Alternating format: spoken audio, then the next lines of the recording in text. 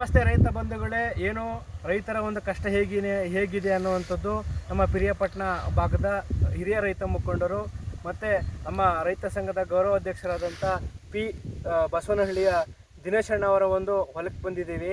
ಅವರ ಕಷ್ಟಗಳು ಮತ್ತು ಅವರೇ ಸಹ ಬೆಳೆಗಳನ್ನು ಬೆಳೀತಾ ಹೋಗ್ತಾರೆ. ಜೋಳದ ಒಂದು ಹೊಲದ ಹತ್ರ ಬಂದಿದ್ದೀವಿ. ಅದರ ಕುರಿತು ನಮ್ಮ ದಿನೇಶ್ ಅಣ್ಣ ಅವರು ಮಾತಾಡ್ತಾರೆ, ರೈತರ ಕಷ್ಟ ಏನು ಅಂತೇಳಿ. ನೋಡಿ, ಎಲ್ಲ ನನ್ನ ರೈತ ಬಾಂಧವರಿಗೆ ನಮಸ್ಕಾರ ಹೇಳ್ತಾ, ಇವತ್ತು ನಾನು ಪಿರಿಯಾಪಟ್ಟಣ ತಾಲೂಕು ಪಿ ಬಸವನಹಳ್ಳಿ ಗ್ರಾಮದ ಒಬ್ಬ ರೈತ ಕುಟುಂಬದಲ್ಲಿ ಹುಟ್ಟಿ ಒಬ್ಬ ರೈತನಾಗಿ ಜೀವನ ಸಾಗಂಥ ಸಂದರ್ಭದಲ್ಲಿ ಒಂದು 4.5 ಎಕರೆ ಜೋಳ ಹಾಕಿದ್ದೀನಿ.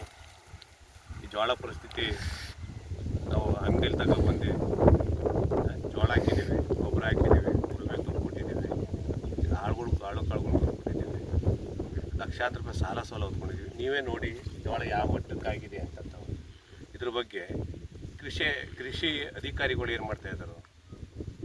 ಸರ್ಕಾರ, ಕೇಂದ್ರ ಸರ್ಕಾರದಿಂದ ಮತ್ತು ರಾಜ್ಯ ಸರ್ಕಾರದಿಂದ ಪರಿಹಾರ ಕೊಡ್ತೀವಿ ಅಂತ ಪಾಂಪ್ಲೆಟ್ಸ್ ಮಾಡಿ ಹಳ್ಳಿ ಮೇಲೆ ಹಂಚ್ತಾ ಇದ್ದಾರೆ. ಇವಾಗ ತಾನೇ VM ಮೇಡಮ್ ಅವ್ರು ಕೇಳಿದೆ, ನಾವು ಇನ್ಸೂರೆನ್ಸ್ ಕಟ್ಬೋದಾ ಅಂತವ. ಇನ್ನೂ ನಮಗೆ ಆರ್ಡ್ರಿಗೆ ಬಂದಿಲ್ಲ ಅಣ್ಣ ಅಂತ ಹೇಳಿದ್ರು. ನಮ್ಗೆ ಆದೇಶ ಬರಬೇಕು, ಅದು ಹೆಂಗೆ ಕಟ್ತೀರಿ ಅಂತಂತ. ಈಗ ಯಾರ ಮೇಲೆ ನಾವು ಅನುಮಾನ ಇಟ್ಕೊಳ್ಳೋದು? ಅಧಿಕಾರಿಗಳು ತಪ್ಪಾಯಿತಿ ಕೊಡ್ತಾ ಇದ್ದಾರೋ? ಇವತ್ತು ರೈತರುಗಳು ಹಿಂಗಾಗಲಿಕ್ಕೆ ಕೃಷಿ ಅಧಿಕಾರಿಗಳು ಏನು ಮಾಡ್ತಾ ಇದ್ದಾರೋ? ಅಂಗಡಿಗಳಿಗೆಲ್ಲ ಬಿತ್ತನೆ ಕೊಟ್ಟವರಲ್ಲ, ಕೃಷಿ ಅಧಿಕಾರಿಗಳ ಒಂದು ಸೈನ್ ಇಲ್ದನೆಯ ಪ್ರತಿಯೊಂದು ಅಂಗಡಿಗಳಲ್ಲಿ ಮಾರಾಟ ಮಾಡಿ ಇವತ್ತು ರೈತರು ಅಂಗಡಿಗಳಿಂದ ತಗೊಬಂದು ಇವತ್ತು ಬೀಜ ಹಾಕಿ ಉಳುಮೆ ಮಾಡಿದ್ರಲ್ಲ. ಇವತ್ತು ನಾವು ಲಕ್ಷಾಂತರ ರೂಪಾಯಿ ಸಾಲ ಹೊತ್ಕೊಂಡಿದ್ರಲ್ಲ. ಈ ಜೋಳದಲ್ಲಿ ನಾವು ಹೆಂಗೆ ಸಾಲ ತೀರ್ಸೋದು ಹೇಳಿ ನೋಡೋಣ. ಎಲ್ಲ ರೋಗ ಬಂದು ಹುಳ ಹತ್ತಿ ಔಷಧಿ ಹೊಡೆದ್ರು, 2 ಸತಿ ಔಷಧಿ ಹೊಡೆದ್ರು ಸಾಯ್ತಾ ಇಲ್ವಲ್ಲ. ಇದು ಜೋಳ ಮಾತೆ ಬಿಟ್ಟತ್ತ? ಇಂಪ್ರೂವ್ ಆತ ಜೋಳ? ಇದನ್ನು ಕೃಷಿ ಸಚಿವರೇ ಇಲ್ಲ ಸರ್ಕಾರದಲ್ಲಿ. 1-1.5 ತಿಂಗಳು ಹಾಕಾಯ್ತು. ಇವ್ರ ಯೋಗ್ಯತೆಗೆ ಕೃಷಿ ಸಚಿವರೇ ಇಲ್ಲ. ಆ ಮಟ್ಟಕ್ಕೆ ಮಾಡಿ ಕೂರ್ಸವ್ರೆ ಸರ್ಕಾರ. ಮಿಸ್ಟರ್ ನಮ್ಮ ಮುಖ್ಯಮಂತ್ರಿಗಳಾದಂಥ DK ಶಿವಕುಮಾರ್ ಸರ್ಕಾರದಲ್ಲಿ ಕೃಷಿ ಮಂತ್ರಿನೇ ಇಲ್ಲ. ಇದ್ರ ಬಗ್ಗೆ ಯೋಚನೆ ಮಾಡಲಿ, ಒಂದು ತನಿಖೆನಾರು ಮಾಡಲಿ ಅನ್ನೋಕ್ಕೆ ತಾವೇ ಮುಖ್ಯಮಂತ್ರಿಗಳು ನೀವೇ ಹೊಣೆ ಹೊತ್ಕೊಂಡಿದ್ದೀರಿ.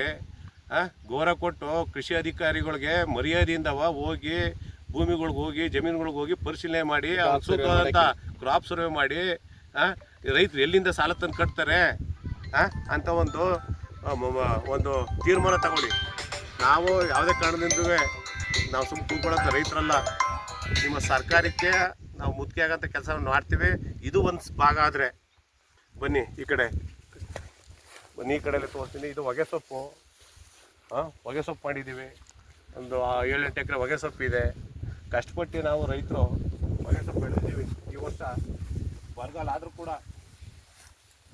ಆದರೂ ಕೂಡ ಮಳೆ ಇಲ್ದೇ ಬೋರಲ್ಲೂ ನೀರಿಲ್ಲ ಅಂತ ಇರೋದ್ರಂತ ಅಲ್ಪ ಸ್ವಲ್ಪ ಬೋರ್ವೆಲ್ ನೀರುಗಳಲ್ಲಿ ನೀರು ಹಾರಿಸ್ಕೊಂಡು ಈ ಮಟ್ಟಿಗೆ ಹೊಗೆ ಸೊಪ್ಪು ಬೆಳೆದಿದ್ದೀವಿ. ಇದಕ್ಕೂ ರೈಟ್ ಇಲ್ಲ. ಹೋದ ವರ್ಷ 320 ರೂಪಾಯಿ ಕೊಟ್ಟಾದಂಥ ಸೊಪ್ಪನ್ನು ಕೊನೆಯಲ್ಲಿ 200 ರೂಪಾಯಿಗೆ 190 ರೂಪಾಯಿಗೆ ಹರಾಜಾಗಿ ಕೊಟ್ಟು ಬಂದು. ಹೋದ ವರ್ಷ ಸಾಲ ತಗೊಂಡಿರೋ ಇನ್ನೂ ತೀರ್ಸೋಕ್ಕಾಗಿಲ್ಲ. ನೀವು ಮಂತ್ರಿಗಳಿಗೆ, MLAಗಳಿಗೆ, MP ಗಳಿಗೆ ಸಂಬಳ ಹೆಚ್ಚು ಮಾಡ್ಕೊಂಡೇ ಇರ್ತೀರಿ.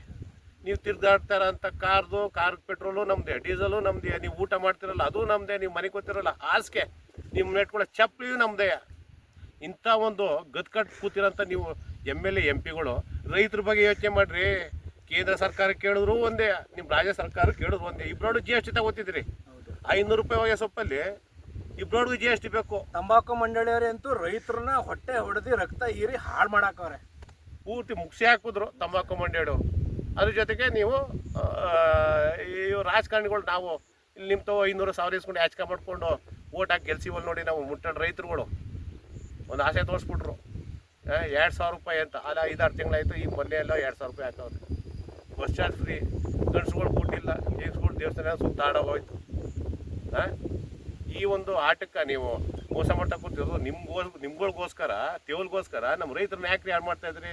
ಈ ವರ್ಷನಾದ್ರೂ ಸೂಕ್ತವಾದಂಥ ಹೊಗೆ ಸೊಪ್ಪಿಗೆ ರೈಟ್ ಕೊಡಿಸೋಂಥ ಒಂದು ಜವಾಬ್ದಾರಿ ತಗೊಳ್ಳಿ. ಏನು ತಂಬಾಕು ಮಂಡಳಿಯವ್ರು ಹೇಳಿದಾರಲ್ಲ, ಒಂದು ಇಷ್ಟಿಷ್ಟೇ 1,000 ಕ್ವಿಂಟಲ್ ಬೆಳಿಬೇಕು ಅಂತೇಳಿ ಅವ್ರ ಪ್ರಕಾರನೇ ಬೆಳೀತಾ ಇದ್ದಾರೆ. ರೈತರಿಗೆ ಉತ್ತಮವಾಗಿ ಈಗಲಾದ್ರೂ ಒಂದು ನ್ಯಾಯ ಕೊಡಿಸೋ ನಿಟ್ಟಿನಲ್ಲಿ ಹೋರಾಟಗಳನ್ನು ಮುಂದಿನ ದಿನಗಳಲ್ಲಿ ಮಾಡೇ ಮಾಡ್ತೀವಿ. ಈ ಬ್ಯಾಂಕಲ್ಲಿ ಸಾಲ ಕೊಟ್ಟವ್ರೆ ಈ 18 ಕ್ವಿಂಟಾಲ್ 18 kg ಇತ್ತು, ಈಗ 300 kg ಎಕ್ಸ್ಟ್ರಾ ಕೊಟ್ಟವ್ರೆ. ಅದ ಸಾಲ ಯಾವ ಥರ ತೀರ್ಸೋದು? ನಾವು 7-8 ಲಕ್ಷ ಸಾಲ ತೊಗೊಂಡಿವಲ್ಲ, ಯಾವ ಥರ ತೀರ್ಸೋದು? ನೀವು 200 ರೂಪಾಯಿ 180 ರೂಪಾಯಿ ಅದು ಉತ್ತಮವಾದ ಒಂದೇ ಸೊಪ್ಪೆ ಬೇಕು ಅಂತ ಕೂತ್ಕೊತೀರಿ. ಒಂದೇ ಸೊಪ್ಪೆ ಬೆಳೆಯೋಕ್ಕಾಗತ್ತಾ?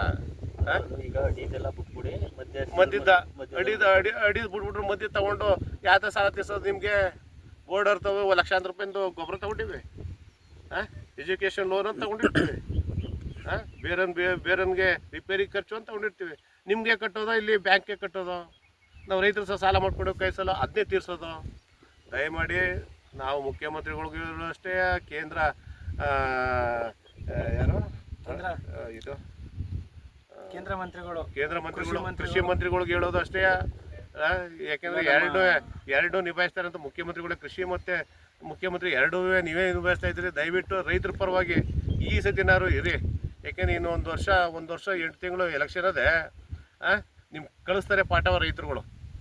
ಆದರೆ ಈಗ ಹಿಂದೆ ಇದ್ದ ಸರ್ಕಾರ ಈ ವಿಧವೆದು ವೃದ್ಧಾಪ್ಯ ವೇತನ ಯಾವುದಕ್ಕೂ ಇಷ್ಟು ವರ್ಷ ತಡೆ ಅಂತ ಹಿಡ್ತಿರ್ಲಿಲ್ಲ. ಈ ವರ್ಷ ಪಾಪ ಅವ್ರಿಗೆ ಈ ಬಿಟ್ಟಿ ಭಾಗ್ಯ ಅಂತ ಮಾಡ್ಕೊಬಿಟ್ಟು ಇವ್ರಿಗೆಲ್ಲ ಕೊಡ್ತೀನಿ ಅಂದ್ಬಿಟ್ಟು 7-8 ತಿಂಗಳಿಂದ ಪಾಪ ಅವರು ವಯಸ್ಸಾದವರು ಅಲ್ಲಿ ಇಲ್ಲಿ ಸುತ್ತಾ ಕೂತಾರೆ. ಬೋರಲ್ಲಿ ಅಷ್ಟು ವ್ಯವಸಾಯ ಮಾಡಿ ಬೆಳೆದವ್ರೆ, ಅದಕ್ಕೂ ರೈಟ್ ಇಲ್ಲ. ಇವಾಗ ನಾವು ಬಿಟ್ಟಿ ಭಾಗ್ಯ ಕೊಡ್ತೀನಿ ಅಂದ್ಬಿಟ್ಟು ಪಾಪ ಅವ್ರದ್ದು 4-5 ತಿಂಗಳಿಂದ ಅವ್ರ ದುಡ್ಡ ಹಿಡ್ಕೊಂಡು ಕೂತವ್ರಲ್ಲ ಇವರು. ಎಲ್ಲಿಗೆ ಅಂತ ರೈತರು ಬದುಕೋದು?